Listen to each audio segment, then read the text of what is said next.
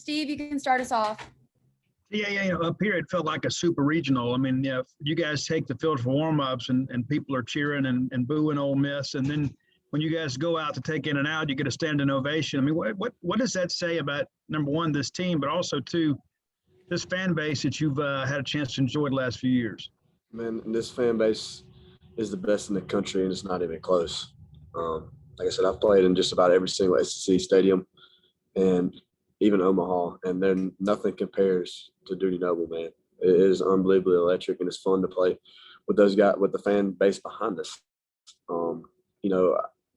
You get the fan base behind us, and it's very, very hard as an opposing team to play in Duty Noble. And kind of following up on that too, there in the 8th, I mean, it just kind of seemed like it was absolutely going to get some insurance runs across. Like the crowd just kind of became part of the game for you there. I mean, did you kind of feel that way to you guys once the crowd got involved that you guys are going to put it away? Of course. I'm telling the guys, I'm like, hey, guys, we get this crowd rolling in this game, we're going to get some momentum. We got to do it. It's from the smallest little things, man. And, when Rowdy came to the plate and then the place goes crazy, I just had that feeling like he's going to get a hit right here. And there he goes. He gets a hit. A big insurance run comes across the plate, and we just start rolling. So it's huge, man. It's like I said, there's nothing that compares to Duty Noble in college baseball. Tyler? Tanner, Chris was just in here talking about how when the lights are the brightest and the moments are the biggest, you usually play your best. There's obviously one thing to say that, yeah, this is a huge game and a huge rivalry, and I want to go out there and play my best. It's another to do it.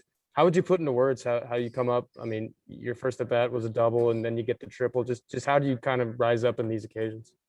Man, I know I'm I'm undersized. Everybody doesn't think I have that much pop, but I'll tell you what, man, I just want to play hard every single day. I love it here, man. I tell Coach, we're midweek games get big leads. I'm like, don't pull me out the game. I love playing here. And like you said, when this crowd's behind you, it brings energy. And I just love playing hard. I don't care to be a pretty boy. I don't care about any of that stuff. I just want to play hard and help us win because I love to win, man. I hate losing more. I love to win. Theo? Tanner, seeing Cameron James come up big tonight, 4 RBIs, 1 RBI for every plate appearance. What did it mean to see him have that kind of night today in some state? The guy's a really, really good hitter. He's seen the ball very well. He's not hitting the pitcher's pitch. He's getting his pitch and making it hurt. And, everybody's like, you got the triple. I said, when I got to third, I instantly looked. I was like, Cam's coming to play these games.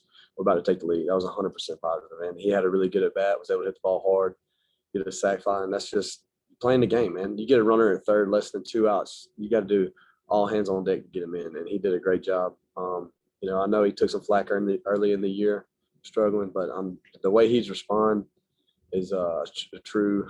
That describes his character very well. And I'm unbelievably happy for him. I love playing with him.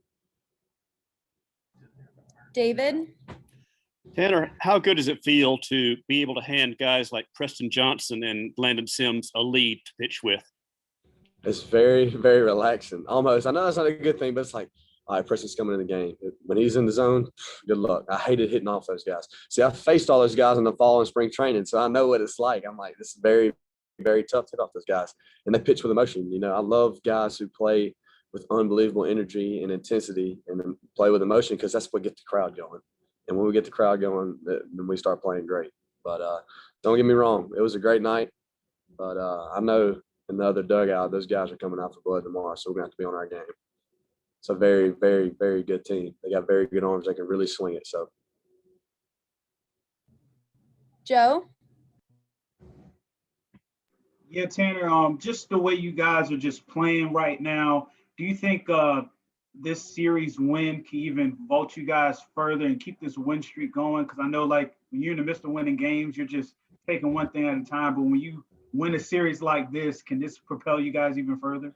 of course, it's going to build our confidence. But like I said, man, tonight's over with. You can't get too high on the highs. Can't get too low on the lows. We were in the very lows a couple of weeks ago. Now we think we're real high. So we just got to stay level-headed. Like I said, come out tomorrow, attack the day, have really good BP, have a lot of energy because I'm telling you, those guys are good over there. They're a very good ball club. So we got to be on our game tomorrow. John?